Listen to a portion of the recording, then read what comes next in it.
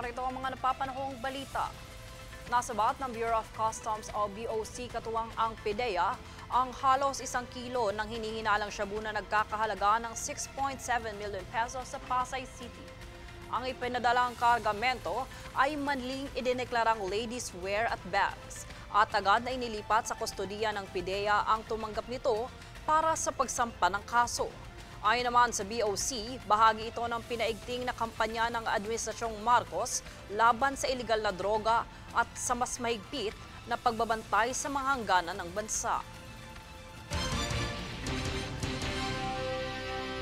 Umapila ang Commission on Human Rights o CHR sa publiko na hindi totoo ang mga paratang at huwag isisi sa LGBTQ+ community ang pagkalat ng MPOX sa bansa.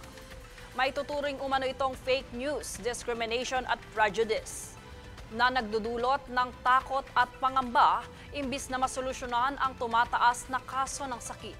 Ang MPOX ay nakakahawang sakit na pantal at posibleng makaranas ng mga sintomas ng lagnat, sakit ng ulo, kalamnan at back pain na kumakalat sa balat. Ayon pa sa CHR, ang MPOX ay hindi pumipili ng kasarian dahil ito ay nakakaapekto sa sinuman, anuman ang kasarian o sexual orientation.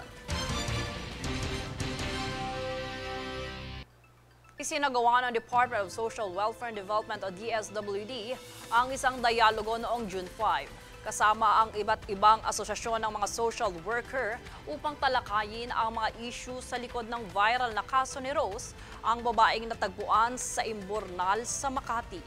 Pinangunahan ni Secretary Rex Gatchalian kasama sina Undersecretary Denise Bernos Bragas at Assistant Secretary Janet Armas ang pakinig sa mga saloobin at mungkahi ng mga social worker, lalo na ang mga sangkot sa pag-asikaso sa kaso ni Rose sa ilalim ng pag-abot program. Layunin ng pagtitipong ito na mas mapalalim pa ang ugnayan sa pagitan ng DSWD at mga frontliners sa social welfare upang higit na mapabuti ang serbisyo para sa mga nangangailangan. Kami ang boses ng pagbabago. Ako si Jade Buhoy at ito ang News Force. Sa ulo ng mga balita, Idil Adha ipinagdiwang ngayong ika-6 ng Hunyo.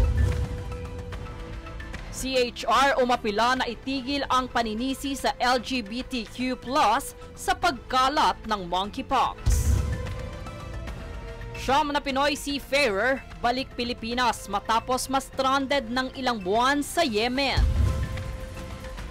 Senior high school ipinapanukalang alisin sa ilalim ng basic education. Olympian Carlos Yulo, bronze medalist sa individual all-around ng Asian Gymnastic Champs. Punong ministro ng Mongolia bumaba sa pwesto matapos ang protesta laban sa pamumuhay ng kanyang anak. Patas at pantay na balita, komprehensibong ulat para sa pulso ng masa. Ito ang News Force.